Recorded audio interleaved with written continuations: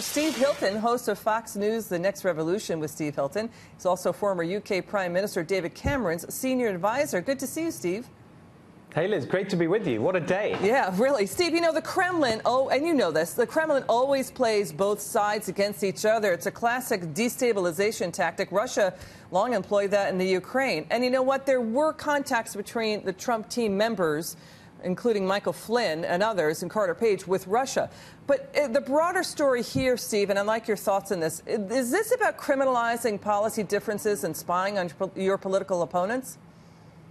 I think it is, and it's also something that goes, I think, really deep to what happened in the election last year, which is that the whole of the establishment, the political establishment, the national security establishment, and the media establishment, they all viewed the prospect of Donald Trump winning the presidential election as basically unthinkable and had to be stopped in whatever way was possible. And I think that's what's the interesting story here, because quite apart from the cover-up that we're now seeing in the political sense, with everyone running away from this dossier, even though there's now evidence that it was commissioned by the Democrats. I think the really deep point here is, was it the dossier that actually led to the whole Russia investigation? And the FBI's role in that, I think, is incredibly important to understand fully. And I think the really interesting move forward on this story today was actually from the Wall Street Journal itself. Now, the Wall Street Journal is no Sean Hannity, but if you look at what it wrote today about this story, it called for Robert Mueller to resign because we need to get to the bottom of the FBI's role in all this, and he can't possibly do that given that he once ran the FBI. I think this is actually turning into a really big scandal for the establishment in general. You know, New York Times reporter Maggie Haberman commenting, saying, quote, "Folks involved in funding this lied about it, and with sanctimony for a year." And Kenneth Vogel, another Times journalist, said, quote, "When I tried to report this story, Clinton campaign lawyer Mark Elias pushed back vigorously, saying you or your sources are wrong." What do you think? Well, this is just how they behave. I mean, it's really useful for the public to see the way that the elites just basically have this attitude of the ends justifying the means. It's absolutely at the heart of the way the Clintons specifically and the elites generally operate. Their view is, look, we've got to stop Trump. It's quite obvious that a Trump presidency is unthinkable and dangerous and damaging. So basically, anything we do to stop that is perfectly fine, whether it's ethical or not, whether it's legal or not. It doesn't matter because the ends justify the means. We've got to move on to the next subject. But Steve, you do support, you know, any investigation or probe into exactly how Russia meddled in the election, right? Oh, completely. Okay. I think that is a separate question, which is a foreign hostile power trying to undermine our democracy. And remember, it's going on to this day. The Russians are doing that right now because they found this new and very effective and very cost-effective way of projecting their foreign policy.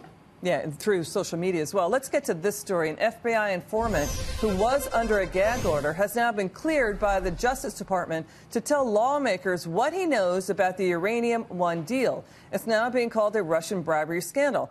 Congress can ask him about any Russian efforts to win favor with numerous groups, including the Clintons via the Clinton Foundation, while trying to get approval from the Obama administration for a uranium deal that turned over a fifth of America's uranium to Russia control. Listen. I do know the lawyer well, and I do know what the lawyer said, that this person is willing to testify, and he might know something about the involvement in the Uranium One of money laundering, fraudulent activity, and bribery, and we ought to know about that. And because transparency brings accountability. The fact that they were working with a foreign government, taking in millions of dollars through the Clinton Foundation and giving over such a large percentage of that uranium while she was Secretary of State, there's just a lot of things that need to be looked at here. Okay, let's slow this down. Let's break it down, Steve, because $131 million came reportedly into the Clinton Foundation from Frank Giustra, who backed Uranium One. He's also on the Clinton Foundation board. He ran a separate Clinton charity. He sold his stake in 2007, 3 years before a Russian firm bought it. But what do you think this informant will reveal?